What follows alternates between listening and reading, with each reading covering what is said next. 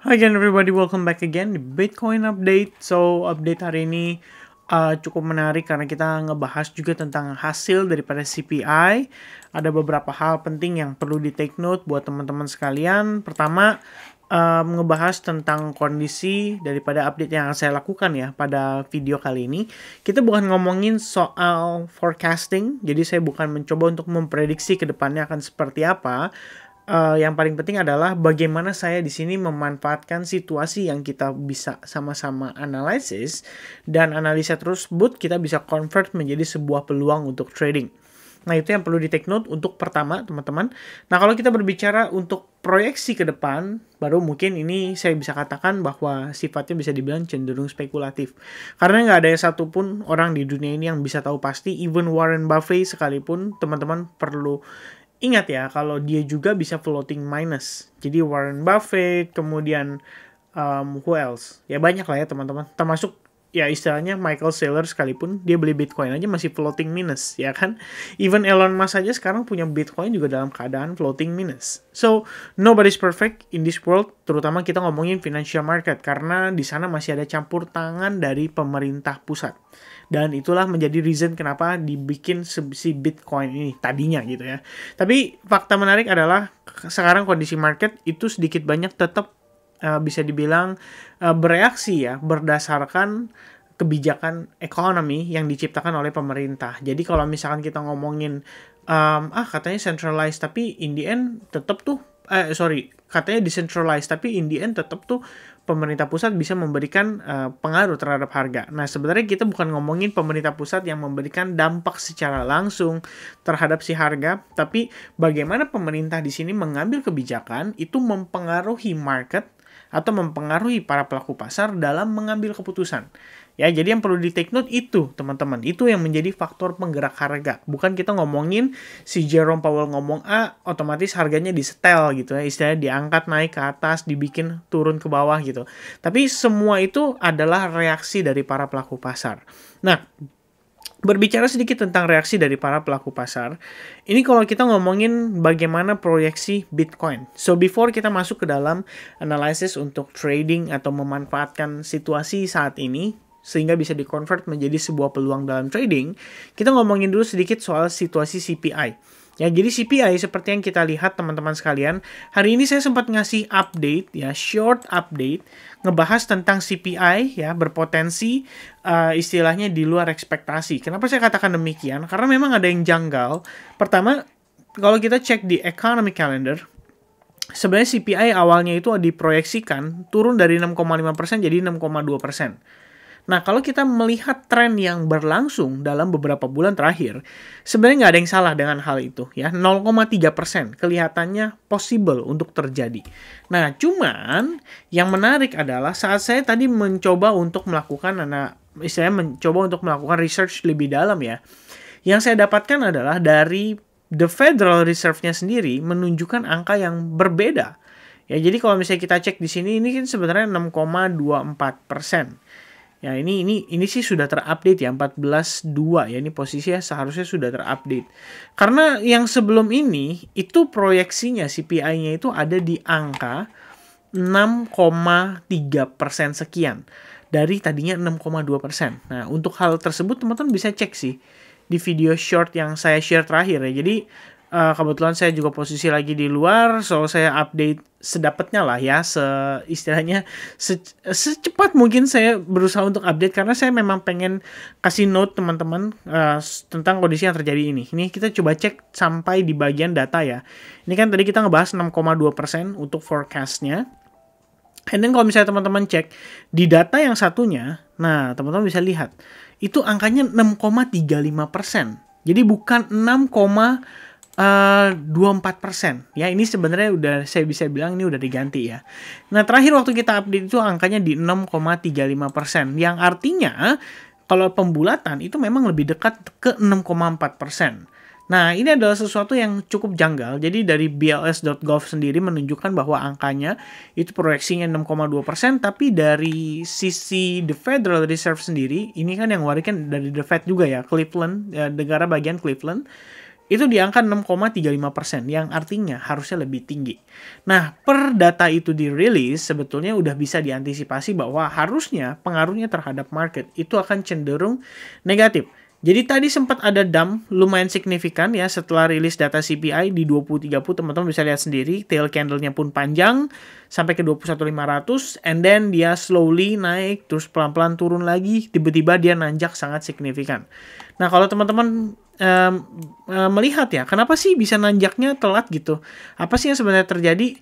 Karena sebetulnya teman-teman, New York Stock Exchange, ya kita berbicara soal market Amerika, itu opennya emang ada jeda pada saat dia ngeluarin data CPI dengan ya sekitar 1 jaman lah lebih kurang untuk open New York Session, ya terutama bukan New York Session, kita bilang New York Stock Exchange, jadi kayak istilahnya bursa saham di Indonesia, ya kita misalkan bilang si BEJ ya, Bursa Efek Jakarta. Nah, itu opennya agak telat teman-teman ya. Jadi ada jeda dari rilis data dengan si New York Stock Exchange-nya. Nah, saya pikir dari sini kita bisa mengambil kesimpulan bahwa yang namanya si Bitcoin ini itu dia tidak bisa menentukan ya. Istilahnya para pelaku pasar ini belum bisa benar-benar menentukan set the course ya berdasarkan apa yang kita lihat saat ini ya. Tapi dia harus istilahnya mendapatkan informasi tambahan dari market yang memiliki korelasi sama, yaitu kita berbicara si US stocks atau US equities.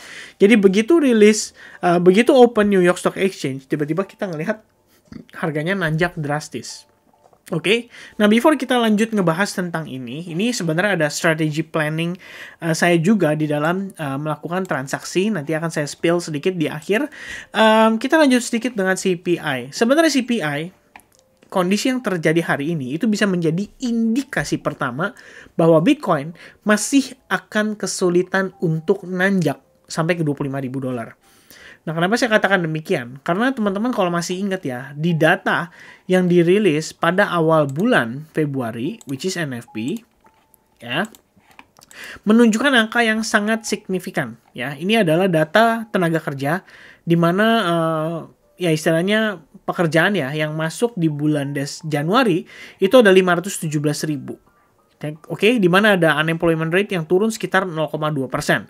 Nah, 1 minggu setelahnya, itu Jerome Powell dijadwalkan untuk memberikan istilahnya tanggapan ya. Kita bisa bilang dia sebenarnya ada kayak semacam press conference lah. Kita bisa bilang dia semacam event ya, di mana dia jadi salah satu speaker atau pembicara.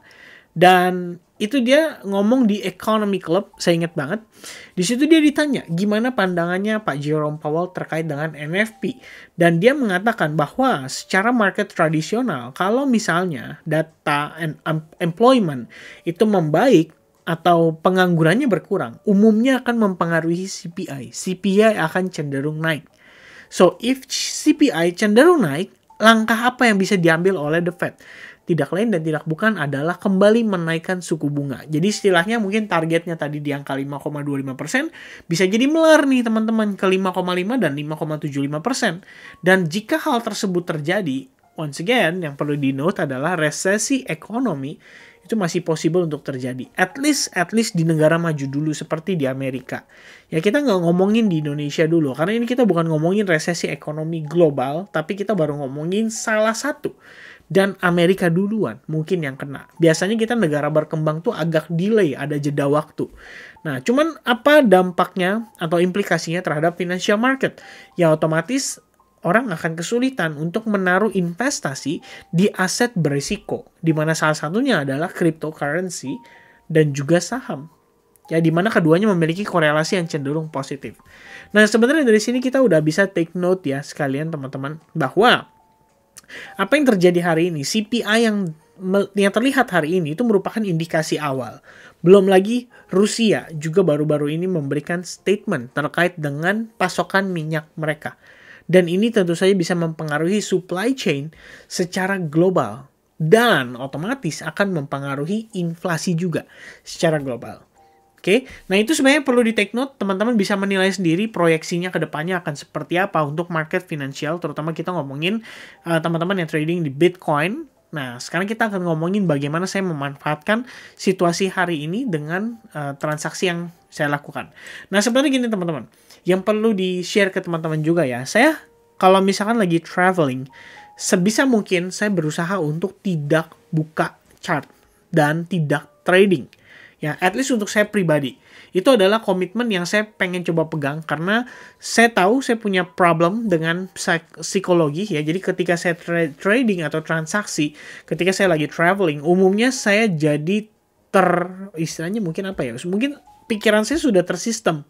Kalau misalnya ada posisi lagi ongoing trading, at least untuk cek minimal 2 jam sekali atau minimal ya 1 jam sekali. Tergantung ya posisinya lagi seperti apa. In the end teman-teman, kemarin kita sebenarnya udah ada beberapa analisis yang saya share. Kemarin kita ngadain yang namanya live session ya bersama dengan teman-teman advance group, dan ada beberapa yang kita take note. Pertama, kita punya koin OP ya, koin OP di sini. Ini sorry teman-teman. Ya ini linknya ya. Wait a second. Oke, this one. Oke, saya pengen share ke teman-teman ya biar teman-teman bisa lihat juga. Oke, this one. Ini adalah salah satu. Is it masuk? Oh, nggak masuk ya teman-teman ya. Wait a minute. Oke. Nah, ini dia udah keluar ya teman-teman ya. Ini adalah update daripada koin OP. Jadi teman-teman tahu ya, sebelum saya kebetulan lagi di luar ya, kita update OP almost every day ya. Ini koin OP sebenarnya punya peluang. Kemudian selain itu, kita juga mantau FTM. FTM sebelumnya memiliki possibility of inverse head and shoulders ya, di sini dimana kita juga coba untuk manfaatkan. Kemudian kita juga punya Aptos ya. Aptos sendiri kemarin kita ngelihat ada istilahnya V formation, dan per V formation itu terjadi sebenarnya kita udah bisa asumsi bahwa ada possibility Aptos itu bisa reversal karena Aptos berada di area key levelnya. Selain itu kita juga punya CRV ya. CRV terakhir juga kita cek memiliki probabilitas yang cenderung ideal untuk dimanfaatkan. Ya. Nah, maksud saya apa menyampaikan hal ini? Sebenarnya gini teman-teman.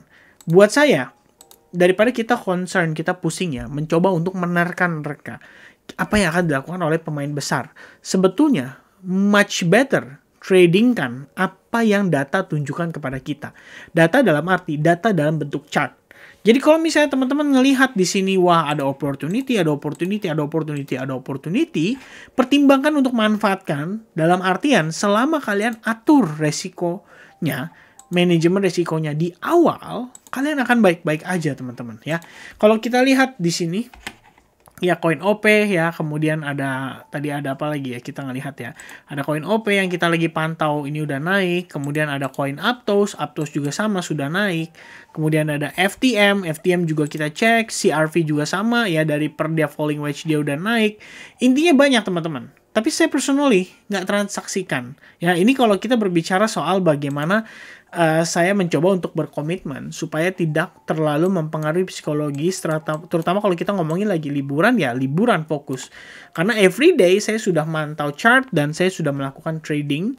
So, it is a problem kalau misalkan pada saat liburan aja saya harus ngecekin chart lagi dan istilahnya mencek transaksi yang sedang berlangsung ya. At least itu akan mempengaruhi quality ya pada psikologi saya, dan kedepannya akan mempengaruhi bagaimana cara saya bertransaksi. Itu satu yang saya ingin berusaha untuk hindari teman-teman.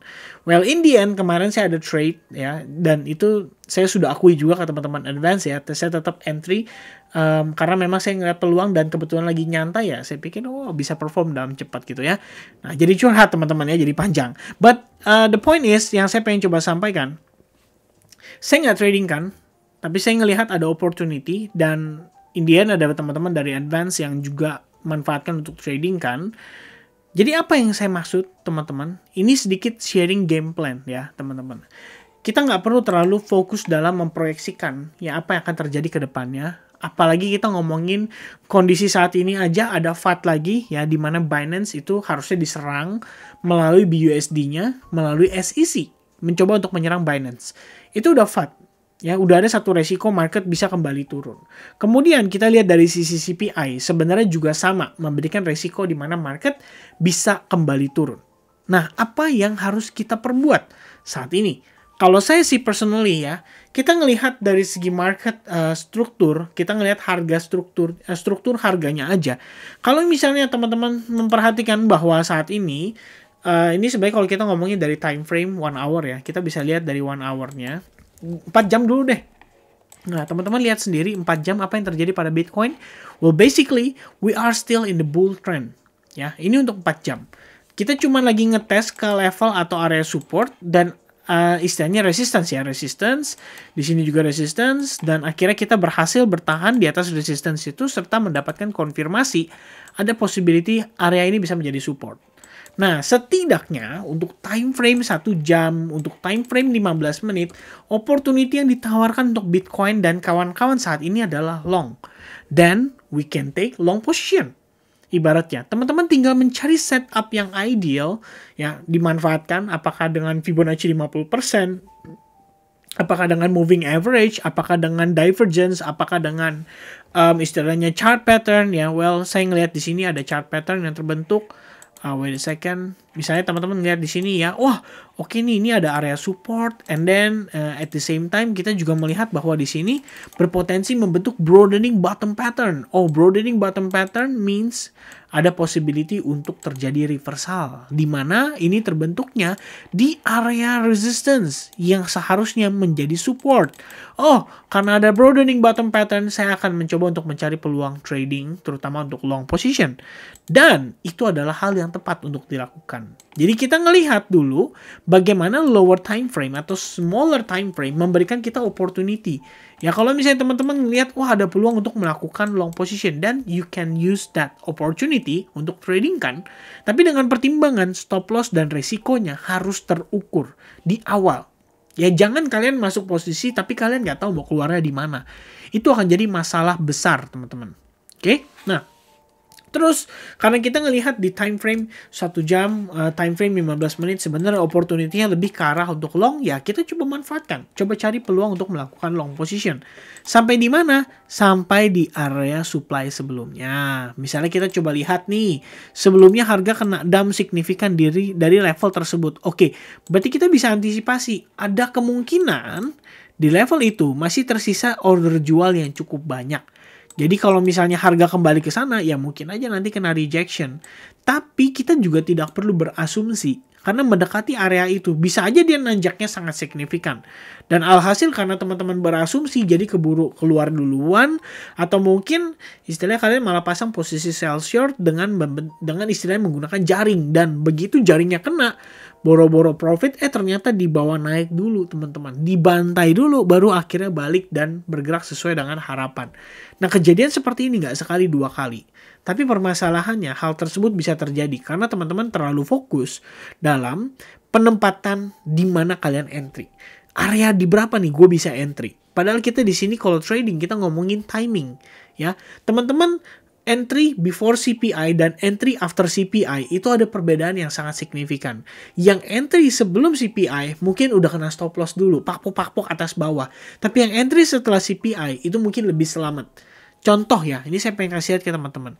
Kalau kalian trading di XAU atau di market forex, kalian bisa lihat ya di market forex XAU hari ini seperti apa. Tuh ya, dibantai teman-teman. You long, you salah. Kalau kalian sell, kalian juga salah. Ya, begitu harganya terkonfirmasi turun, wah ini kayaknya bagus nih. Time to short. Kenapa? Soalnya harga sudah break dari area support. Oke, ya buat orang awam, time to short. Begitu di short, di sell, harganya naik. Waduh, kayaknya ini malah jadi berbalik positif nih. Bakal jadi bullish nih. Wah, dia break atas. Oke, time to buy. Begitu di buy, harganya turun lagi. Ya, di shake atas bawah, atas bawah, atas bawah. Inilah financial market yang sesungguhnya teman-teman. Kita beruntung market crypto Bitcoin itu belum separah forex market. Ya karena kita ngomongin di market forex ataupun di gold itu memang memiliki market cap yang lebih besar. Jadi istilahnya psikologis yang tergabung di sana itu jauh lebih banyak lagi.